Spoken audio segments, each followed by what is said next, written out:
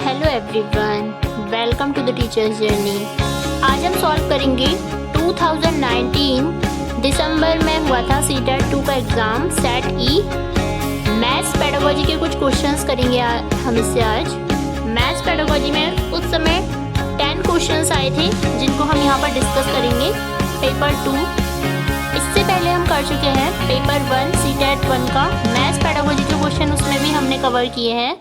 अगर आपने वो वीडियो नहीं देखी है तो उसकी लिंक आपको डिस्क्रिप्शन बॉक्स में मिल जाएगी। So let's start. First question of pedagogy is from number 48 which is a mathematical theorem. Is mathematical theorem क्या होती है? A statement that has proven by logical argument based on axioms. A statement which is always true and does not need proof. A statement whose truth or falsity is not known या फिर is a statement without sufficient evidence for proof. Its answer is option number 1. Logical arguments होते हैं उसमें, logically जहाँ पर logics की बात की जाएगी वहाँ पर ये ट्रू हो जाएगा और ये इसमें बात की गई है। Second question is things which are equal to the same thing are equal to one another. This axiom which is basis to arithmetic and algebra is given by. वस्तुएं जो कि एक समान वस्तु के बराबर है वो एक दूसरे के भी बराबर होंगी। यह अभिग्रहित जो अंकगणित व बीजगणित का आधार है, यह किसने दिया था? तो ये जहाँ पर इसकी बात होगी वो दिया था यूक्लिड ने। Option number 1 is the correct answer. Which of the following can be used as assessment strategy to encourage interdisciplinary in mathematics? गणित विषय में अंतः विषयकता को प्रोत्साहित करने के लिए निम्नलिखित में से किसे आकलन योजना के रूप में प्रयोग किया जाना चाहिए? तो इंटरडिसिप्लिनरी की बात हुई है यहाँ पर, इंटरडिसिप्लिनरी जो कि होगा प्रोजेक्ट्स में और फील्ड ट्रिप्स में। So correct answer is option number A and B. Next question is which method can be used to prove the sum of the two even integers is always even? जो सम होता है to even integers का, यानी कि integers 2 + 2 हम करेंगे जो कि अपने आप में है इवन, तो इसका हमारा आंसर भी आने वाला है इवन। तो इसको हम प्रूफ कर सकते हैं डायरेक्ट प्रूफ से, इसका आपको प्रूफ भी मिल जाएगा डायरेक्ट प्रूफ। तो इसका ऑप्शन नंबर 2 करेक्ट हो जाएगा। 52 question which of the following skill are promoted by mathematics at upper primary stage? Upper primary stage की अगर हम बात करेंगे तो या फिर किसी भी हम स्टेज की बात करेंगे तो मेमोराइजेशन को तो बिल्कुल भी ज़्यादा प्रमोट नहीं किया जाता है मैथमेटिक्स में या फिर किसी भी सब्जेक्ट में। मेमोराइजेशन तो यहाँ से हम हटा ही देंगे। तो ऑप्शन नंबर सी जहाँ जहाँ से हटेगा वो हमारे रॉन्ग आंसर्स हो जाएंगे, यानी कि हमारा करेक्ट आंसर होने वाला है option number 1 A, B, D and E। 53 question which of the following task is least likely to develop critical thinking among students?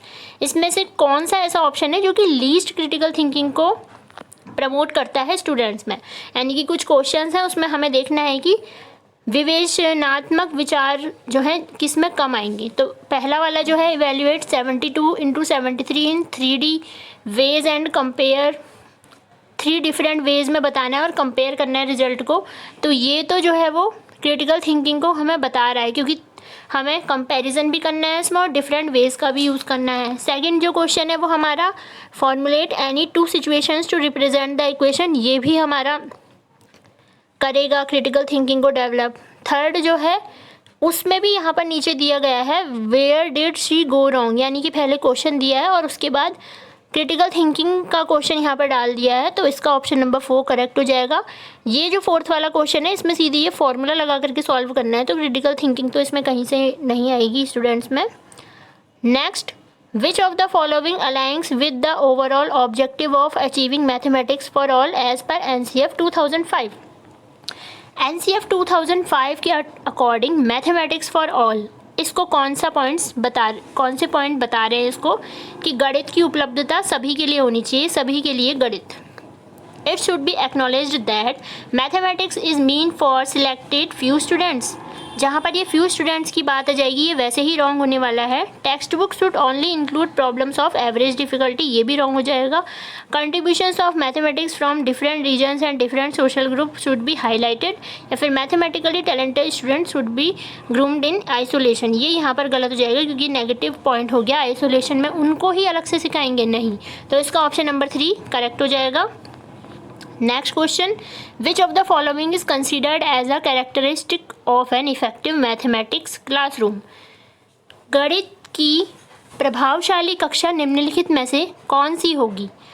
तो गणित की प्रभावशाली कक्षा कौन सी होगी जिसमें क्या किया जाएगा, मल्टीपल वेज ऑफ अप्रोचिंग ये प्रॉब्लम्स को इनकरेज किया जाएगा. ठीक है, ना कि ग्रुप सॉल्विंग, ये सब तो कराया जाएगा, पर जब हम डिफरेंट मेथड से प्रॉब्लम्स को सॉल्व करेंगे तो वो क्लास हमारी हाईली इफेक्टिव बन जाएगी. तो ऑप्शन नंबर 3 इसका करेक्ट आंसर हो जाएगा. Question number 56 is which of the following is a desirable practice in context to teaching and learning measurement of volume. यानी कि हमें मेजरमेंट ऑफ वॉल्यूम पढ़ाना है तो उसके लिए डिजायरेबल प्रैक्टिस करानी है हमें, तो हम क्या बोलेंगे. बिगिन स्टार्ट कैसे करेंगे, मतलब begin by writing the formula of volume of cube.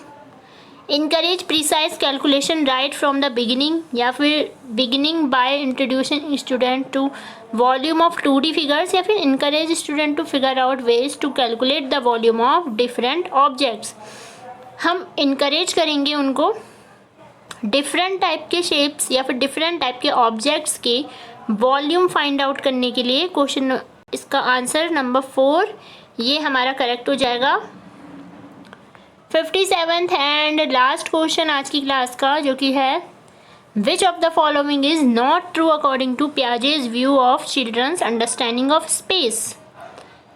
पियाजे के अनुसार बच्चों की दिक् स्थान की समझ के लिए क्या सही नहीं है.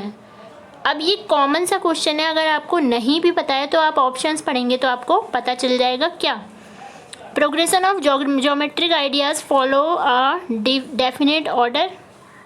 Progression of geometric ideas follows a historical rather than a logical order. And early understanding of space is formed by child's sensory motor experiences. Coordination of different visualization and textile experiences is required for understanding projective space.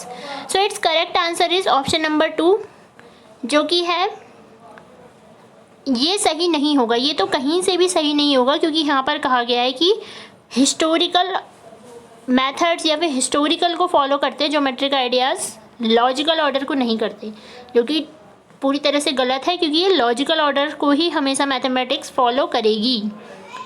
इसी के साथ हमारे 2019 के paper 1 and paper 2 के maths pedagogy के questions हो चुके हैं कंप्लीट, जिसकी लिंक आपको डिस्क्रिप्शन बॉक्स में मिल जाएगी पेपर 1 की. और इसके बाद हम जाएंगे इसके न्यूमेरिकल पोर्शन पे. पहले हम कर लेते हैं इसके पेडागोजी क्वेश्चन. इसमें हमारी इसकी सीरीज़ चल रही है, तो बने रहिए हमारे साथ.